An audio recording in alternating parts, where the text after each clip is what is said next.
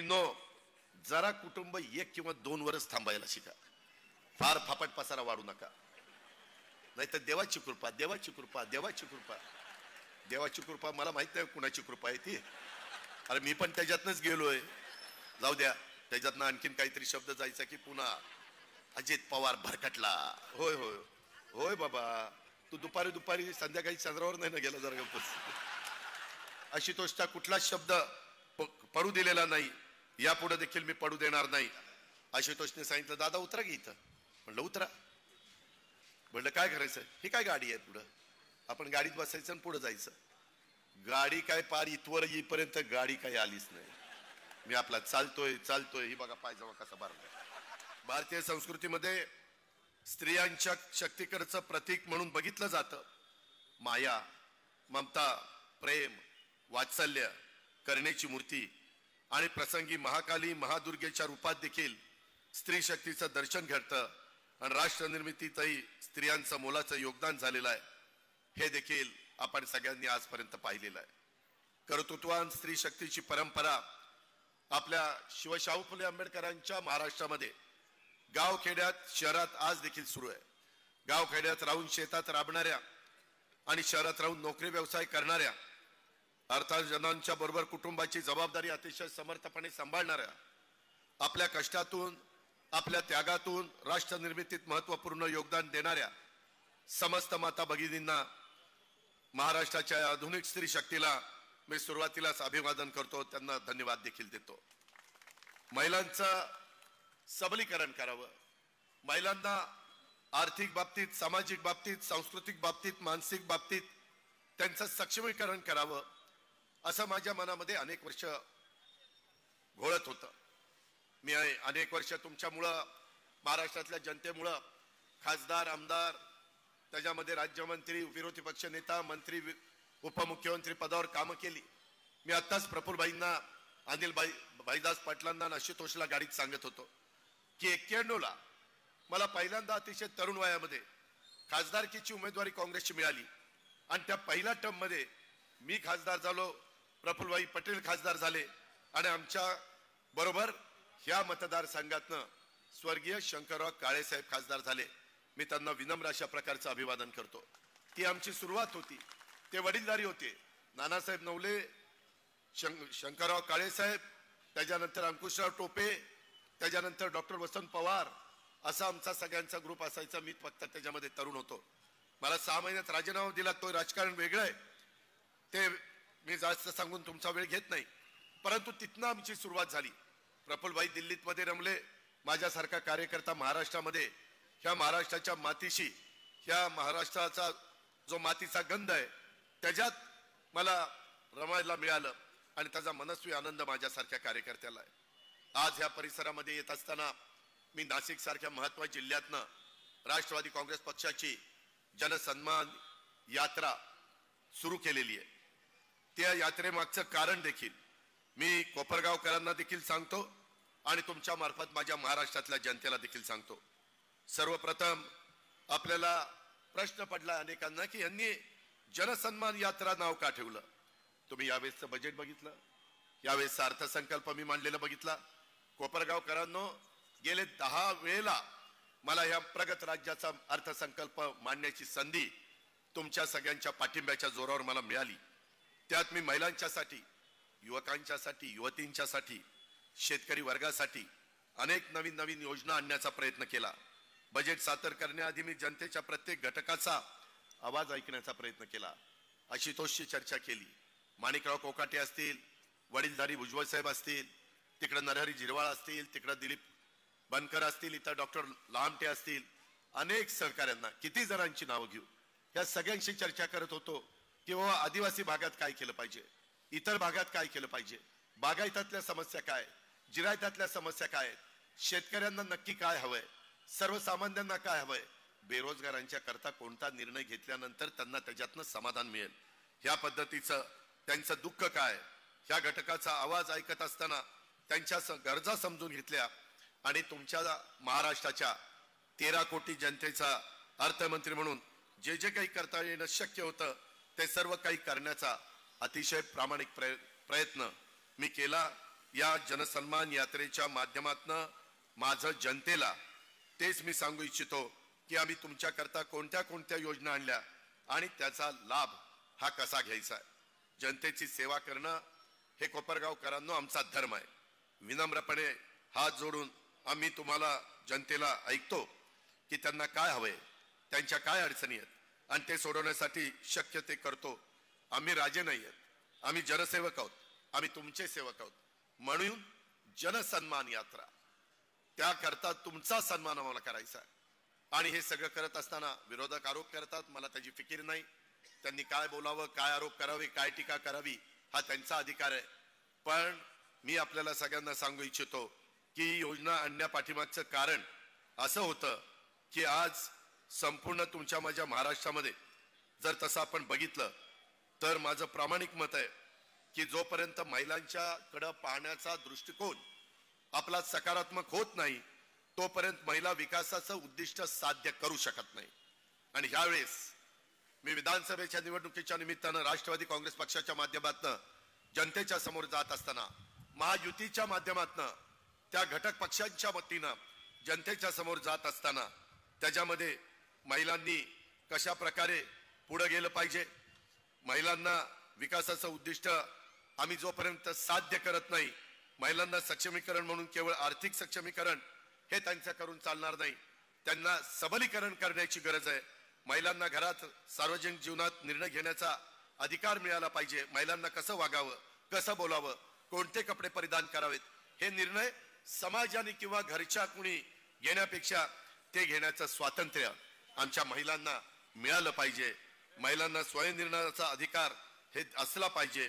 आणि ह्याच भूमिकेतनं मी ज्यावेळेस अतिशय तरुण वयामध्ये शेतीवाडी, पोल्ट्री, डेअरी हे करायला लागलो, व्यवसाय बघायला लागलो, त्यावेळेस मी मोलमजुरी करणारी महिलेकडे देखील तिची काय सुखदुःख आहेत, खुरपण करणाऱ्या महिलेच्या काय समस्या आहेत, झाडू पोतना करणाऱ्या महिलेच्या काय समस्या आहेत, काचा गोळा करणाऱ्या, कचरा गोळा करणाऱ्या महिलांच्या काय समस्या आहेत, घरामध्ये हाऊसवाईफ म्हणून काम करणाऱ्या महिलेच्या काय समस्या आहेत, अशा अनेक प्रकारच्या समस्या जाणून घेण्याचा प्रयत्न केला. त्यावेळेस माझ्या लक्षात आलं की माझी माय माऊली, माझी महिला ही स्वतःच्या पोटाला चिमटा काढून आपल्या कच्च्या बच्चांना अधिकचं देण्याचा प्रयत्न करते, आपल्या कारभाराला अधिकचं देण्याचा प्रयत्न करते, स्वतःच्या ज्या काही आशा आकांक्षा आहे त्याला मुरड घालण्याचा प्रयत्न करते, ते दाबण्याचा प्रयत्न करते. का तर आपल्याला जसं जीवन जगायला मिळालं तसं माझ्या मुलांना बाळांना मिळू नये ही तिची भावना असते. परंतु आयुष्यात एकदाच जगायला मिळतं, सारखा सारखा तर जन्म होत नाही, कोण काही सांगत असलं तरी. आणि त्याच्यामुळं महिलांना आम्ही सुरुवातीला ज्या मुली जन्माला येतील त्यांना पहिल्या दिवसापासून 18 वर्षाच्या पर्यंत लखपती लेख लाडकी योजना आम्ही त्याच्यामध्ये आणलेली आहे. आणि त्या योजनेमधनं त्या मुलीला जन्मल्यापासून 18 वर्षाची होईपर्यंत 1,01,000 रुपये तिला टप्प्याटप्प्यामध्ये मिळतील अशा प्रकारची व्यवस्था केली. अट अशी आहे ती गरिबाची मुलगी असली पाहिजे. ज्यांची परिस्थिती चांगली आहे त्यांना द्यायचं काही कारण नाही, त्यांची ऐपत आहे. पण काही गरीब वर्ग आहे ना, त्यांचं 1 लाखाच्या आत उत्पन्न आहे, 2.5 लाखाच्या आतमध्ये उत्पन्न आहे, त्यांना कुणी द्यायचं, त्यांना कुणी पुढे आणायचं. आणि म्हणून यावेळेस आम्ही तो सर्वे केला. आज इथं माझ्या महिला बसल्यात, किती महिलांनी मुख्यमंत्री माझी लाडकी बहीण योजनेचा फॉर्म भरला, हात वर करा. वाह, बऱ्यापैकी आहे, बऱ्यापैकी आहे. तेच आम्हाला पाहिजे, तेच आम्हाला करायचंय. आणि त्याच्यातून का भाऊबीजेच्या रक्षाबंधनाच्या एवढ्या राख्या माझ्या महिला बांधतात. आता देखील मला राखी इथं बांधली, येताना देखील महिला राखी बांधत होते.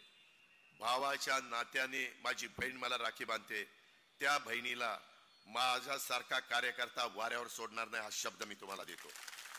मी शब्दाचा पक्का आहे, अजितदादा सच्चा आहे, मी कामाचा माणूस आहे, मी उगीच असं तसलं राजकारण करत नाही. मला विकास साधायचा आहे, मला लोकांचे प्रश्न सोडवायचे, मला प्रशासन चांगल्या पद्धतीने चालवायचंय. आणि त्याकरता आम्ही निर्णय घेतला की आपल्या किती महिला अशा निघतील, जवळपास माझा अंदाज आहे 2.5 कोटी महिला त्याच्यातनं निघतील. त्यांना आम्ही जुलैपासून 1,500 रुपये द्यायचं ठरवलेलं आहे. जुलैचे आणि ऑगस्टचे पैसे 19 तारखेला रक्षाबंधन आहे, 17 तारखेला तुमच्या डीबीटी तुमच्या बँक खात्यामध्ये. माय माऊलींनो बहिणींनो, जुलैचे आणि ऑगस्टचे 3000 रुपये जमा झालेले असतील 17 तारखेला. हा महायुती सरकारमधला एक घटक म्हणून मी तुम्हाला शब्द देतो. हे करत असताना मी कोपरगाव मध्ये आलोय, पण 3 दिवसापूर्वी दौरा सुरू करायच्या आधी माझ्याकडे एक फाईल आली. त्या फाईलीवर माझ्या माय माऊलींना बहिणींना हे सबलीकरणाच्यासाठी सक्षम करण्याच्यासाठी हा जो काही निर्णय घेतलाय त्याकरता 6000 कोटीच्या फाईलवर सही केली आणि मग मी तुम्हाला भेटायला आलेलो. मी खाली हाताने आलेलो नाहीये, खाली हाताने जायची माझी सवय देखील नाहीये आणि त्याच्यामुळं तुम्ही त्याचा उपयोग तुमच्या भल्याकरता करा. तुम्हाला जे काही करायचं आहे. आज माझी कोपरगावची बाजारपेठ आहे. माझा सहकारी आशुतोष काळे मला सांगत होता की दादा साधारण 60,000 अर्ज, बरोबर ना रे? नाही नाही, पण होतील 60,000 एकूण अर्ज होतील. 60 6 वर 0 60 60,000 गुणिले 18 18,000 18 पंचे 90 18 सक अष्टोदरशे 108 कोटी रुपये वर्षाला माझ्या कोपरगावच्या महिलांच्या हातात वर्षभरामध्ये पडणार आहे. हा पैसा काय ते घरी ठेवणार आहे? माझ्या कोपरगावच्या बाजारपेठेमध्ये वेगवेगळ्या दुकानांमध्ये तो पैसा जाईल, ते ज्या गावामध्ये असतील तिथं तो पैसा जाईल. माझ्या माय माऊलीला माझ्या भगिनीला ज्याच्यामध्ये काही आवड असेल त्याच्यात ती तो पैसा खर्च करेल. शेवटी हा पैसा वर्षभरात 46,000 कोटी मार्केटमध्येच येणार आहे. त्याच्यातून तुमच्या माझ्या राज्याची अर्थव्यवस्थेला गती मिळणार आहे. खूप विरोधक माझी टीका करतात की काय म्हणले चुनावी जुमला आहे. मी सांगतो कोपरगावकरांना, हा चुनावी जुमला नाहीये. हा अतिशय विचारपूर्वक निर्णय घेतलेला ही योजना त्या ठिकाणी आहे. याबद्दल आपण सगळ्यांनी निश्चिंत राहा अशी माझी माय माऊलींना त्या ठिकाणी विनंती आहे. मित्रांनो, माझ्या भगिनींनो, माय माऊलींनो, आपण असू दे त्याच्यामध्ये काळजी करू नका. या संदर्भामध्ये आपण या सगळ्या गोष्टी करत असताना मला आपल्याला एकच सांगायचं आहे की एकंदरीत राज्यामध्ये अशा प्रकारच्या योजना वेगवेगळ्या आणल्या जातात. पूर्वीच्या काळामध्ये रोजगार हमी योजना आणलेली होती, संत गाडगेबाबा ग्राम स्वच्छता अभियान आणलेली होती, महात्मा गांधी तंटामुक्त गाव योजना आणलेली होती, फलोत्पादन योजना आणलेली होती. किती योजनांची नावं घेऊ. अशा वेळोवेळी योजना आणल्या जातात, परंतु यावेळेस ती योजना आणलेली आहे. आणि विरोधक काय म्हणतात, काही जरा ज्यांची ऐपत आहे, जे सोन्याचा चमचा तोंडामध्ये घेऊन जन्माला आलेत, त्यांनी आमच्यावर विरोधकांनी आरोप करावा. काय देऊन देऊन तर 1,500 रुपये दिले. अरे तुम्ही सरकारमध्ये असताना 1.5 रुपया देखील दिला नाही, तुम्ही काय मला गप्पा मारताय 1,500 रुपये दिले. अरे द्यायची दानत देखील असावी लागते, धमक देखील असावी लागते. हे काही येड्या गबाळाचं काम नाहीये. आमची तेवढी धमक आहे, आमच्यात तेवढी ताकद आहे. आम्हाला हे सगळं करत असताना अर्थव्यवस्था कुठं मी अडचणीत येऊन देणार नाही, विकासाच्या कामाला कुठं निधी कमी पडू देणार नाही. त्याच्यामध्ये हे सगळं करत असताना आमच्या जनतेच्या जे अधिकारी कर्मचारी आहेत त्यांचे पगार, त्याच्यामध्ये पेन्शन, त्याच्यामध्ये घेतलेल्या कर्जाचं व्याज, ह्या सगळ्या गोष्टी व्यवस्थितपर्यंत जातील. आर्थिक शिस्त ही आम्हाला त्या बाबतीमध्ये आहे. काही जण म्हणतात की आता राज्य अडचणीत येणार. अजिबात अडचणीत येणार नाही. दरवर्षी जीएसटीच्या रूपाने तुमच्या माझ्या महाराष्ट्राचं उत्पन्न 30 ते 40,000 कोटीनं वाढतं. 30 ते 40,000 कोटी. ह्या आता मानवता मेडिकल, ह्या पुन्हा मोबाईल, ह्या सगळ्यांना विचारा की तुम्ही जे काही विक्री करतात त्याचा जीएसटी भरता की नाही. प्रत्येक जण जीएसटी कमी अधिक प्रमाणात जो नियम आहे त्या नियमाप्रमाणे भरतं. 1 नेशन 1 टॅक्स. देशामध्ये 16% टॅक्स एकटा महाराष्ट्र त्या ठिकाणी गोळा करतो जीएसटीचा. त्या 16% देशातला 16% टॅक्स म्हणजे 8% केंद्राला जातात, 8% तुम्हाला मला राज्याला मिळतात. एक्साईज, सहज मी माहिती घेतली, काही काही कारखाने एक्साईजच्या निमित्तानं महाराष्ट्राच्या तिजोरीमध्ये 1800 कोटी रुपये कर भरतात. 1800 कोटी रुपये एक एक कारखाना. काहींचे 2,000 कोटी, 2,500 कोटी, 5,000 कोटी. त्याच्यामध्ये एवढ्यावर नाही, नोंदणी, खरेदी नोंदणी जी होती त्याच्यामध्ये देखील आपल्याला टॅक्स मिळतो. याच्यात काटकसर, कुठं काटकसर केली पाहिजे, कुठं उधळपट्टी थांबवली पाहिजे, या पद्धतीचा विचार अर्थमंत्र्यांनी करायचा असतो आणि तो करणं माझं कर्तव्य आहे. ते महायुती सरकारचं काम आहे, त्याच्यातून ही योजना कायमची चालणार आहे, त्याच्याबद्दल आपण काळजी करू नका. हे आता जुलै ऑगस्टचे पैसे मिळाले तर सप्टेंबर ऑक्टोबरचे पुढे पैसे मिळणार आहेत. पुढेही आपल्याला योजना चालू ठेवायची, पण ती चालू ठेवण्याच्या करता पुन्हा आमच्यासारखी माणसं तिथं गेली पाहिजे. आशुतोष काळे, उद्या महायुतीनं त्याला तिकीट त्या ठिकाणी दिलं तर त्याला तुम्ही निवडून दिलं पाहिजे, त्याचं त्या ठिकाणी घड्याळाचं बटन दाबलं पाहिजे, त्याचाही विचार तुम्ही करा. अरे होय बाबा, जरा थांब. आता महिलांचं ऐकायचं, पुरुष मंडळी जरा जरा जरा जपून. त्यामध्ये होय होय होय बाबा, तू दुपारी संध्याकाळी चंद्रावर नाही ना गेला, जरा गप्पच. जरा माय माऊलींशी बोलतो, तुझ्याशी पण बोलेल, काळजी करू नको. तुझी पण मला गरज आहे, माझी आपल्याला सगळ्यांचीच गरज आहे. त्याच्यामध्ये मला एकच माय माऊलींनो सांगायचं, तुम्ही काळजी करू नका. अनेक योजना तुमच्या करता आणलेल्या आहेत. 3 गॅस सिलेंडर, आता माझ्या महिला समोर बसल्यात, हजारो महिला आहेत. किती जणांच्या घरात शेगडी आहे गॅस सिलेंडरची? हात वर करा. आता तुम्हाला दरवर्षी 3 गॅस सिलेंडरचे पैसे तुमच्या अकाउंटला येणार आहेत. साधारण 54 लाख कोटी कुटुंबांना हे आम्ही काम करणार आहे. त्याबद्दलचं आमचं नियोजन आहे, त्याबद्दलचा निर्णय आम्ही घेतलेला आहे. आमच्या मुली, मागासवर्गीय आदिवासी मुलींना मोफत शिक्षण पहिलीपासून कॉलेजपर्यंत सगळं आहे.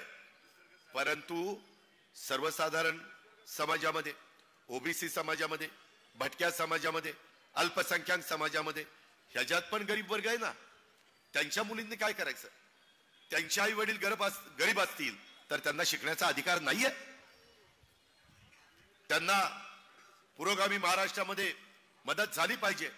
मागे आम्ही त्यांना 50% रक्कम फीची द्यायचो, परंतु नंतर आमच्या लक्षात आलं, अनेक कार्यकर्ते आमदार सांगायचे, अहो राहिलेले पण 50% त्यांच्या आई वडिलांचे भरण्याची ऐपत नाहीये, ती मुलगी शिक्षणाच्या पासून आई वडील तिला पुढे शिकवत नाही. आमच्या लक्षात आलं, आता आम्ही ठरवलं की राहिलेले पण 50% राज्य सरकारने त्या मुलीचे भरायचे. तिनं डॉक्टर व्हावं, इंजिनियर व्हावं, पायलट व्हावं, सीए व्हावं, वकील व्हावं, जे तिला आवड असेल ते शिक्षण घ्यावं. ती गरीबाच्या घरातली मुलगी असली पाहिजे, एवढीच त्याच्यामध्ये अट आहे. तिचं शिक्षण आता त्या गरीब आई वडिलांनी मुलीला सांगावं, काय काळजी करू नको, तुझं पुढचं शिक्षण देखील आम्ही सरकारला सांगू, सगळी फी तुझी भरून टाकू. पण हे सगळं करत असताना माय माऊलींनो, बांधवांनो, बहिणींनो, जरा कुटुंब 1 किंवा 2 वर्ष थांबायला शिका. फार फापट पसारा वाढू नका, नाहीतर देवाची कृपा, देवाची कृपा, देवाची कृपा, देवाची कृपा. मला माहित नाही कुणाची कृपा आहे ती, अरे मी पण त्याच्यातनच गेलोय. जाऊ द्या, त्याच्यातनं आणखीन काहीतरी शब्द जायचा की पुन्हा अजित पवार भरकट. महिलांनो, माय माऊलींनो, एकंदरीतच आपल्याकडं पाणी मर्यादित आहे, जमीन मर्यादित आहे. आज मी कोपरगावच्या परिसरामध्ये येत असताना सिन्नरवरून ज्यावेळेस येत होतो त्यावेळेस मी बघत होतो, आम्हाला सुरुवातीला त्या संदर्भामध्ये आम्ही मिरवणुकीची सुरुवात केली ती मौनगिरी जनार्दन महाराजांच्या पुलापासून केली. तिथं सगळेजण माझे कार्यकर्ते, आया बहिणी थांबलेल्या होत्या. आशुतोषने सांगितलं, दादा उतरा की इथं. म्हणलं उतरा. म्हणलं काय करायचं? ही काय गाडी आहे पुढं, आपण गाडीत बसायचं आणि पुढे जायचं. गाडी काय पार इथवर येईपर्यंत गाडी काही आलीच नाही. मी आपला चालतोय चालतोय, ही बघा पायजमा कसा भरला. आता काय करता, ती बस म्हणलं की मला बसावं लागतं, उठ म्हणलं की उठावं लागतंय, आमदारांचं ऐकावं लागतंय. मित्रांनो, गमतीचा भाग जाऊ द्या, परंतु तिथनं अतिशय उत्साहाने आम्ही येत होतो. दुकानदार, आमचे कामगार, आमचे व्यापारी, आमच्या महिला, आमच्या मायमाऊली सगळेजण प्रतिसाद देत होते, युवा युवती प्रतिसाद देत होते. अतिशय सगळ्यांच्या चेहऱ्यावर एक आनंद ओसंडून वाहत होता. त्यामध्ये एक चांगला विचार घेऊन आम्ही आलेलो आहे, आम्हाला या राज्याचं भलं करायचं. तिकडून मिरवणुकीने येत असताना आज काही लोकांच्या मनात, कदाचित कोपरगावकरांच्याही मनामध्ये तो प्रश्न असू शकतो की अजित पवारांनी पहिले 2.5 वर्ष सरकारमध्ये शिवसेना, काँग्रेस आणि राष्ट्रवादीचं काम केलं आणि त्याच्यानंतर मात्र 1.25 वर्षापूर्वी अजित पवार भाजप आणि शिवसेना यांच्याबरोबर का गेला? मित्रांनो, आम्ही विकासाच्या करता गेलो. ज्यावेळेस आमचं सरकार गेलं, आशुतोषला विचारा, माणिकराव कोकाटेंना विचारा, अनिल भाईदासला विचारा, कुणालाही विचारा, सगळी कामं ठप्प झाली, सगळ्या कामाला स्टे आला. शेवटी आपण, ताई मी तुमच्याशी बोलतो माझं भाषण झाल्यावर, मी तुमच्याशी बोलतो, तुमचा अधिकार आहे. मी फक्त माझं भाषण झाल्यावर बोलतो. थोडा वेळ थांबा ताई. मग एक काम करा, माझं भाषण झाल्यावर त्यांची माझी ओळख माझी भेट घालून द्या. त्यामध्ये त्यांना खुर्ची द्या बसवायला, आणि माझं भाषण झाल्यावर तुमच्याकडे येतो खुर्चीपाशी. देतो ना ताई. तुम्ही स्वातंत्र्य सैनिकांची मुलगी आहात, आम्हाला तुमचा आदर आहे. तुमच्या वडिलांच्यामुळेच या देशाला स्वातंत्र्य मिळाले, ह्याचा रास्त अभिमान आम्हाला आहे. त्याबद्दल सॅल्यूट. त्या संदर्भामध्ये मी एवढंच आपल्याला सांगतो की हे सगळं करत असताना आम्ही या सगळ्या गोष्टीचा विचार करत होतो. आम्हाला कामं करायची होती, आम्हाला विकास करायचा होता, आम्हाला गरिबी हटवायची होती. आणि त्या उद्देशाने मला मायमाऊली आणि सगळ्या महाराष्ट्राने सांगावं, जर आम्ही सरकारमध्ये नसतो तर कोपरगावचे लोकप्रिय आमदार आशुतोष काळे 3000 कोटी रुपयाची कामं करू शकले असते? नसते. आज 3000 कोटी कशाला म्हणतात? तिथं पलीकड माणिकराव कोकाटेंनी 2900 कोटीची कामं केली, तिकडं पलीकड 1800 कोटीची, 1700 कोटीची, 1500 कोटीची कामं अनेक आमदारांनी आपल्या आपल्या मतदारसंघामध्ये केली. आजही आशुतोष आणि इतर सगळे आमदार विकासाचे प्रश्न घेऊन माझ्याकडे येतात. आज मी चांगल्या महायुतीच्या सरकारच्या माध्यमातून मुख्यमंत्री, दोन्ही उपमुख्यमंत्री आणि मंत्रिमंडळाने तुम्हाला ज्या योजना आणल्यात, कल्याणकारी योजना आणल्यात, या योजना मला माझ्या मायमाऊलीला देता आल्या असत्या. अशा पद्धतीचे निर्णय मला घेता आले असते. बरेच दिवस तुम्ही शेतकरी, अनेक जण आहेत, मी शेतकरी आहे. शेतकरी ही आपली जात आहे. माझ्या शेतकरी इलेक्ट्रिकचं बटन दाबायला जायचा 3 हॉर्सपॉवर, 5 हॉर्सपॉवर, 7.5 हॉर्सपॉवर, तर त्यावेळेस कधी कधी लाईट बिल भरता त्याच्या नाकीनं यायचं. नाही लाईट बिल भरलं की लाईनमन यायचा आणि तोडून टाकायचा. वीज तोडल्यानंतर तो अक्षरशः व्याकुळतेला यायचा. कधी कधी माझा बळीराजा नाईलाज असतं आकडे टाकायचा आणि वीज घ्यायचा. का? तर पीक करपत होतं, पीक वाळत होतं, पाणी असताना पाणी देऊ शकत नव्हता, आणि त्याच्यामुळं बऱ्याच अडचणीला त्याला सामोरं जावं लागत होतं. मी विचार केला की एकदा महाराष्ट्रातल्या 44 लाख लोक शेतकरी, 44 लाख माझ्या 3 हॉर्सपॉवर, 5 हॉर्सपॉवर, 7.5 हॉर्सपॉवरची मोटर चालवतात. त्यांचं वीज बिल माफ केलं तर किती पैसे लागतील? 14,900 कोटी. म्हणलं चला 15,000 कोटी. 15,000 कोटीची तरतूद केली. माझ्या शेतकऱ्याचं वीज बिल आपण माफ करून टाकलं. मला माझ्या शेतकऱ्याला सांगायचंय, पुढचं बिल आता येणार नाही, मागचं भरायचं नाही. उत्तम प्रकारे शेतीवाडी करा. सगळे आमदार म्हणतात दिवसा वीज द्या. आता सूर्यप्रकाश उजाडला की तुमचं वीज तुम्हाला मिळणार. दिवस मावळला वीज बंद. सोलरवर आम्ही मोठ्या प्रमाणात 9,000 मेगावॅट महाराष्ट्रामध्ये वीज निर्मिती करण्याचं काम आम्ही हातामध्ये घेतलंय. जमीन उपलब्ध केली, सरकारी जमीन मिळाली. केंद्र 30% अनुदान द्यायला तयार आहे, सबसिडी, आणि त्याच्यातनं ऍव्हरेज 3 रुपये पर युनिट आपल्याला दर मिळतोय. आता आपण 6-7 रुपयापर्यंत घेतोय. तो दर आता कमी झाल्यावर माझ्या शेतकऱ्याला मला दिवसात वीज देता येणार आहे. इथनं पुढे ज्याला वीज लागेल त्याला सौर ऊर्जाची वीज मोफत त्या ठिकाणी वीज. त्याबद्दल पण आपण काही काळजी करू नका. आमच्या विरोधक आम्हाला म्हणतात, अरे बहिणींना दिलं, लाडकी बहीण, लाडकी बहीण, आणि भाऊ काय ह्यांचा दोडका आहे का? दोडका आहे का? भाऊ दोडका नाही. भाऊ पण आमचा लाडका आहे. भावाला पण आम्ही दिलंय वीज बिल, त्या ठिकाणी माफ केलंय त्या भावाचं. त्याच्यामध्ये माझ्या भावाला दुधाचा व्यवसाय करत असेल तर गाईच्या दुधाला 5 रुपये लिटरला जास्त देण्याचा निर्णय अनुदान म्हणून आम्ही घेतलेला आहे. हे भावांच्या करता आम्ही केलं नाही. तरुण तरुणींच्या करता प्रशिक्षण देण्याचा एक महत्वाचा कार्यक्रम आणलेला आहे. त्याच्यातनं जी मुलं माझी 12वीतनं बाहेर पडतील, जी मुलं मुली 12वी नंतर डिप्लोमा, त्याच्यानंतर डिग्री असं घेऊन बाहेर पडतील, त्यांना 12वी नंतर प्रशिक्षण देत असताना 6,000 रुपयाचा स्टायपन मिळेल. डिप्लोमा वाल्यांना 8,000 रुपयाचा मिळेल महिना, आणि डिग्रीच्या पुढचं वाल्यांना 10,000 रुपयाचा महिना स्टायपन मिळेल.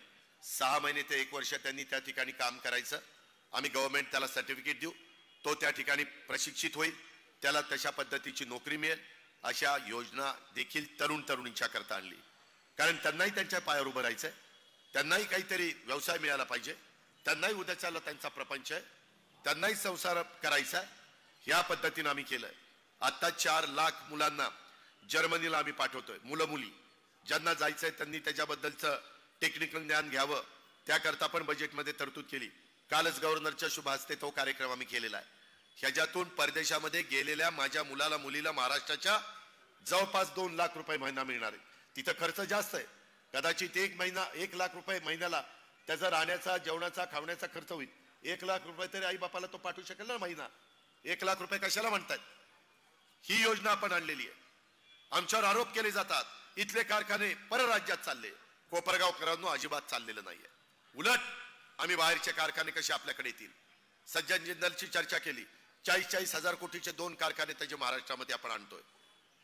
टोयोटा आणि किर्लोस्कर बेंगलोरला त्यांचा कारखाना आहे. पुढचं युनिट आपल्या संभाजीनगरला त्यांचं सुरू होत आहे.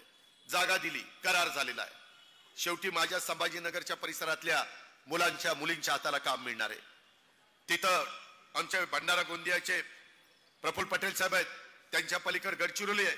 गडचिरोलीला आपण त्या संदर्भामध्ये लॉइड्स कंपनी करोडो रुपयाचा तिथं उद्योगधंदा त्यांनी सुरू केला आहे. माझ्या आदिवासी मुलं मुली तिथं कामाला आहेत. वोल्वो ट्रक चालवतात. अतिशय चांगल्या पद्धतीनं त्यांना पैसा मिळतोय. माझ्या माय माऊलींनो, थोडस निसर्ग देखील आनंदित झालाय. तुम्हाला स्प्रिंकलर सारखा पण काय घाबरू नका, थोडं कळ काढा, आपल्याला त्यामध्ये समाधान मिळणार आहे. मला एक सांगायचं की अशा अनेक योजना आम्ही सरकारच्या माध्यमातून या राज्याच्या भल्याच्या करता आणलेल्या आहेत. आम्ही जे कारखाने अडचणीत आले, साखर कारखाने, त्यांना एनसीडीसीच्या माध्यमातून आपण मदत करतोय. बऱ्याच कारखान्यांना आम्ही मदत केलेली आहे. कारण कारखाना टिकला पाहिजे, शेतकऱ्याच्या ऊसाला भाव मिळाला पाहिजे, साखर कामगाराला 2 पैसे मिळाले पाहिजे आणि ऊस तोडणी कामगाराला पण व्यवस्थितपणे मोबदला मिळाला पाहिजे. ही आमच्या महायुती सरकारची भूमिका आहे आणि त्याचा आम्हाला अनुभव आहे. आम्हाला देखील गेले 30-35 वर्ष या सगळ्यातनं आम्ही गेलेलो आहे. त्यामुळं कुठं आम्ही ट्रायल घेत नाही, त्याच्यामध्ये आम्ही पूर्ण विचारांती अशा प्रकारच्या योजना त्या बाबतीमध्ये राबवतोय. ह्याही गोष्टीचा विचार आपण सगळ्यांनी करावा. मित्रांनो, तुम्ही सगळ्यांनी मागच्या निवडणुकीमध्ये आमचे तरुण सहकारी आशुतोष काळेंना कोपरगाव विधानसभा मतदारसंघातनं निवडून दिलं, पण फार घासून निवडून दिलं, कस्स बस्स निवडून दिलं, 700-800 मतांनीच निवडून दिलं. अरे थांब बाबा, लय पुढचं बोलतो, लयच याचं गाव तपासा रे, याच्या मागे किती येतील. त्याच्यामध्ये प्रचंड मोठ्या प्रमाणावर आम्ही आशुतोषला कामाच्या माध्यमातून, विकासाच्या माध्यमातून निधी दिलेला आहे. आम्ही उपकार केले नाही. आमचंही कोपरगावशी आगळं वेगळं नातं आहे. चांद्यापासून बांद्यापर्यंत महाराष्ट्राला सगळीकडे मदत झाली पाहिजे. 18 पगड जाती 12 बलुतेदारांना मदत झाली पाहिजे. ह्या सगळ्या योजना आणल्यात. वीज माफीच्या, लाडकी बहीण योजना, मुलींना मदत, शिक्षणाच्या करता 3 गॅस सिलेंडर, ह्या सगळ्याच्या मध्ये महाराष्ट्राने कोपरगावकरांनी एक लक्षात घ्या, जातीचा, पातीचा, नात्याचा, गोत्याचा विचार केला नाही. अल्पसंख्याक आहे त्यालाही मदत आहे, गरीब असला तर. मागासवर्गीय त्यालाही मदत आहे, गरीब असला तर. त्याच्यामध्ये भटका असू द्या, सर्वसाधारण गटातला असू द्या, ओबीसी गटातला असू द्या, कुणी असू द्या, तो गरीब असला तर त्याला मदत केली पाहिजे, कारण त्याच्याशिवाय गरिबी कमी होणार नाही. ही आम्हा लोकांची भूमिका आहे. त्याकरता आपण सगळ्यांनी आम्हाला आशीर्वाद देण्याची गरज आहे. तुम्ही ज्यावेळेस आशुतोषला आमच्या पाठीशी उभं केलं, त्याच्यामध्ये 3,000 कोटीचा निधी आम्ही द्यायला यशस्वी झालो. परंतु संपूर्ण महाराष्ट्र जाणतो की अजित पवार सकाळी काम किती वाजता सुरू करतो. मी पहाटे 5ला उठतो आणि 6ला काम सुरू करतो. एक दिवस नाही, रोज. ही आपली सवय आहे, हे आमच्यावर संस्कार झालेले आहेत. आणि त्याच्यामुळं मुख्यमंत्री पण सांगतात आमचं सरकार 24 तास काम करतं. लोक म्हणतात कसे? म्हणले पहाटे 5 वाजल्यापासून अजित पवार तयार असतो कामाला, ते उशिरापर्यंत तो 11-12ला झोपतो आणि मुख्यमंत्री पहाटे 4 पर्यंत काम करतात. म्हणजे 24 तास आमचं कामच चाललंय ना. कधी मुख्यमंत्री तरी करतो, कधी देवेंद्र तरी करतो, कधी अजित तरी करतो. 24 तास काम करणार आपलं सरकार आहे. काळजी करू नका, फक्त तुमचा पाठिंबा मात्र पाहिजे. आज मी इतक्या सकाळी उठतो, 6ला कामाला सुरुवात करतो. मला आता लोकांना सवय झाली की बाबा ही सकाळीच उठतो. तुमचा ही आशुतोष काळे पठ्या माझ्याकडे सकाळी पहाटेच काम घेऊन मला उठवायला आला. म्हणजे किती वाजता आला असेल? मी 5ला उठतो, ही पठ्या मला उठवायला आला म्हणजे 4ला आला. बरं, तो आला ते आला.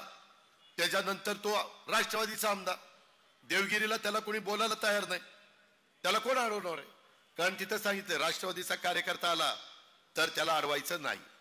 महाराष्ट्रातल्या कुणालाच अडवायचं नाही, पण त्यातल्या त्यात वाढप्या ओळखीचा असला तर राष्ट्रवादी म्हणलं तर जरा जास्त. त्या पद्धतीनं तिथं तो आला आणि त्याला तिथं कुणी अडवलं नाही. त्या दिवशी मला जाणवलं की कामाच्या बाबतीमध्ये आमचा आशुतोष काळे पठ्ठ्या माझ्यासारखाच आहे.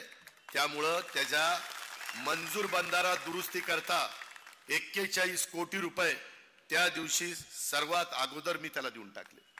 म्हणलं ही पहाटे आपल्याला उठवलं, ही तर आपल्या पुढचा निघालाय आणि त्याच्यामुळे देऊन टाकूया. कधी कधी माझ्या प्रशासकीय मीटिंग चालू असतात, अनिल भाईदास आणि बाकीच्यांनाही माहिती आहे, ते चालू असताना देखील त्याळूच दार उघडतो बघतो काय मीटिंग चाललेली आहे. आणि माझ्याकडं अचानक कोपरगाव मतदारसंघाचा प्रश्न आणि अडचणीचं पत्र त्या ठिकाणी माझ्या हातात देतो. आता पण त्याने दिलेलं आहे. आणि त्यावेळेस त्याचा बालहट्ट समजून मी देखील आशुतोषला नाही म्हणत नाही.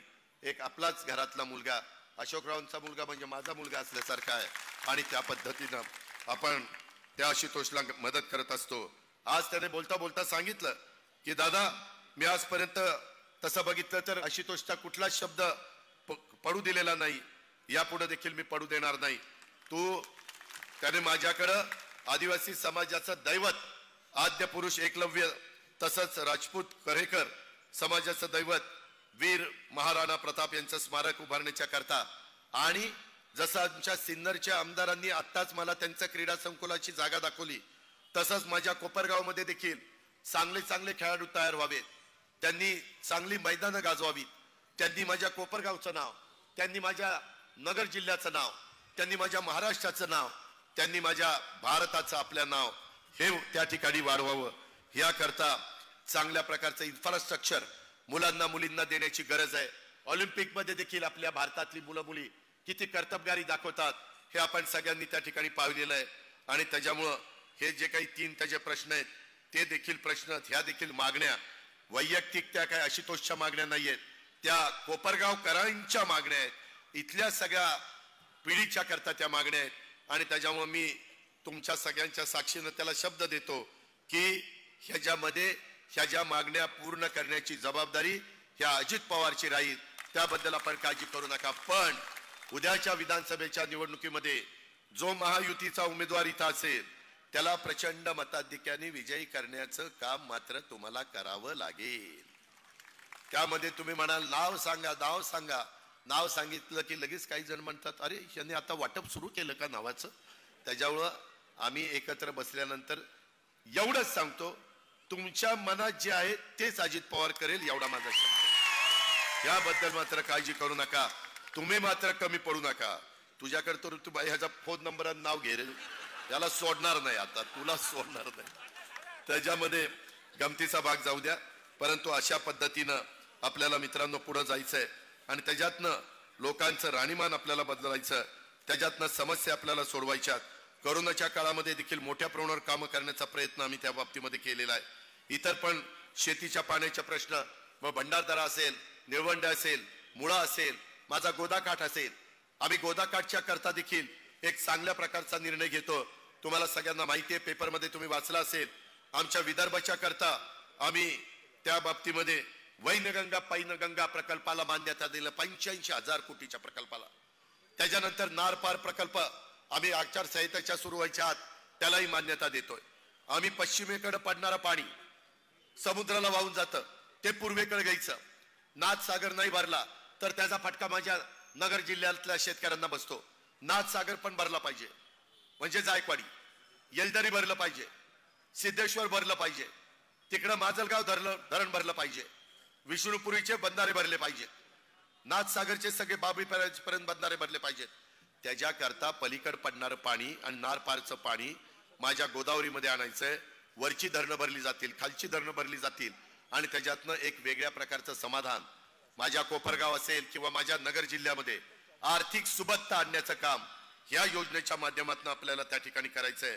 मला तिथं दारणाव, गंगापूर, गिरणा, चणकापूर, नंदुरमंदेश्वर, मांजरपाडा हे सगळ्या धरणामध्ये पाणी आलं पाहिजे आणि त्याच्यातनं ती धरणं भरून माझ्या जायकवाडीलाही पाणी आलं पाहिजे, जेणेकरून माझ्या भंडारदाराचं, माझ्या मुळेचं, माझ्या निळवंडईचं पाणी ज्यांच्या हक्काचं आहे त्यांना ते त्या ठिकाणी मिळालं पाहिजे.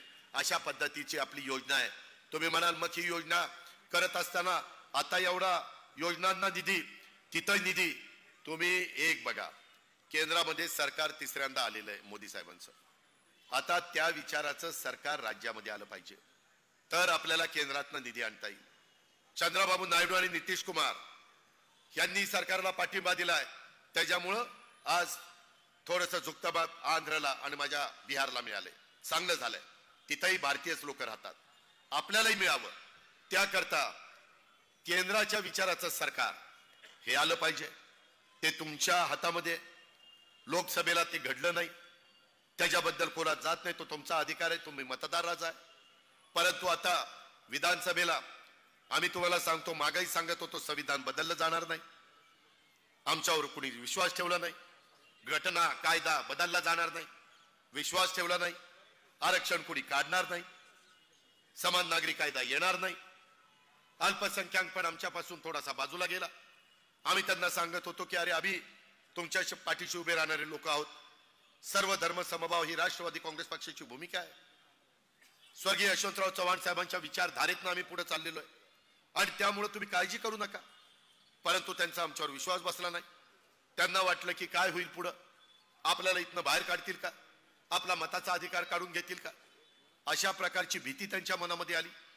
मित्रांनो, आज देखील सरकारमध्ये असताना मी जसं आम्ही मागासवर्गीयांना बार्टी काढलं, आमच्या मातंग समाजाच्या करता आरटी काढलं की नाही, त्याच्यामध्ये ओबीसी समाजाच्या करता महाज्योती काढलं की नाही, माझ्या बहुजन समाजाच्या करता सारथी काढलं, सारथीची 1 लाख प्रकरणं झाली की नाही, आणि हे सगळे माझ्या आदिवासी समाजाच्या करता टार्टी काढलं.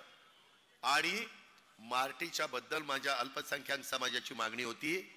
10-15 दिवसाच्या कॅबिनेटमध्ये आम्ही तो निर्णय घेतला. मार्टी देखील संस्था अस्तित्वात आणली. आम्ही भेदभाव करत नाही, आम्ही सर्व जाती धर्माला न्याय देण्याची भूमिका घेतो. तो भारतीय असला पाहिजे ही आमची भूमिका आहे आणि त्या पद्धतीनं आम्ही तिथं मार्टी काढलेला आहे. आणि त्याच्यातनं मौलाना आझाद महामंडळाला 1000 कोटी रुपयाचं भाग भांडवल आणि मौलाना आझाद महामंडळाला 30 कोटी रुपयाची गॅरंटी होती सरकारची, ती 500 कोटी रुपयाची गॅरंटी दिली, जेणेकरून त्या घटकातल्या पण मुलांना मुलींना स्वतःच्या पायावर उभं राहण्याच्या करता मौलाना आझाद महामंडळातनं मदत व्हावी. ह्या पद्धतीनं आमचं काम चाललंय. तुम्ही विश्वास ठेवा. आम्ही शब्दाचे पक्के आहोत. आम्ही आलतू फालतू राजकारण करणारे नाहीयेत, वेळ मारून देणारी माणसं आम्ही नाहीयेत. पडेल ती किंमत मोजावी लागली तरी चालेल, पण एकदा शब्द दिला तर तो शब्द आम्ही खाली पडून देत नाही. आणि म्हणून माझी तुम्हाला विनंती आहे की मागच्या लोकसभेच्या निवडणुकीमध्ये तुम्ही तुमचा अधिकाराचा वापर केला, पण आता मात्र माझ्या माय माऊलींना, माझ्या भगिनी वर्गाला, माझ्या सगळ्या बांधवांना माझी हात जोडून विनंती आहे की बाबांनो, ह्या सगळ्या योजना वीज माफीच्या करता तर 5 वर्षाची ऑर्डर काढून टाकली, परंतु लाडकी बहीण योजना आणि इतर सगळ्या योजना ह्या पुढे चालवायच्या असतील, त्या कायमच्या पुढे न्यायच्या असतील, तर त्याकरता पुन्हा आमच्या विचाराचं सरकार आलं पाहिजे. त्याकरता जिथं घड्याळ खूण घेऊन उभं राहतील तिथं घड्याळाचं बटन दाबा. ज्या भागामध्ये धनुष्यबाणाची खूण घेऊन उभं राहतील तिथं धनुष्यबाणाचं बटन दाबा. ज्या भागामध्ये कमळाचं खूण घेऊन उभं राहतील तिथं कमळाचं बटन दाबा. मी कोपरगावकरांना एवढ्या मोठ्या जाहीर सभेच्या निमित्तानं सांगतो, मी आशुतोषला आणि माझ्या सगळ्या जीवाभावाच्या कार्यकर्त्यांना, सगळ्या संयोजकांना, सगळ्या मायमाऊली बांधव आणि भगिनींना धन्यवाद देतो की प्रचंड संख्येने तुम्ही ह्या पावसामध्ये देखील आमचं स्वागत केलं, माझे विचार ऐकले, त्याबद्दल मी तुम्हाला धन्यवाद देतो. पण माझी एकच जाता जाता विनंती आहे, आता खोट्या नाट्या प्रचाराला बळी न पडता खऱ्या अर्थाने केंद्रातला मोठ्या प्रमाणावर निधी आणून आपले नारपारचे प्रश्न, आपले वैनगंगा पैनगंगाचे प्रश्न, आपले त्या ठिकाणी वेगवेगळ्या प्रकारचे महत्वाचे प्रश्न मार्गी लावण्याच्या करता केंद्राचा पण निधी आपल्याला आणायचा आहे आणि तो काढण्याची धमक आणि ताकद आमच्यामध्ये आहे. कांदा उत्पादक शेतकऱ्याला पण आपल्याला न्याय द्यायचा आहे. आपल्याला आता कांदा निर्यात बंदी कधी करायची नाही, ती आपली भूमिका आहे. आपल्याला ऊस उत्पादकाला पण न्याय द्यायचा आहे. माझ्या समाजातला जो शेतकरी बांधव, जो घटक आहे, त्या सगळ्या घटकाच्या करता हे सर्वसामान्यांचंच सरकार आहे आणि ते सरकार सर्वसामान्यांचाच विचार करणार, शेवटच्या माणसाचा विचार करणार. हा शब्द मी आजच्या सभेच्या निमित्तानं देतो आणि आपल्या सगळ्यांची रजा घेतो. जय हिंद, जय महाराष्ट्र, जय राष्ट्रवादी.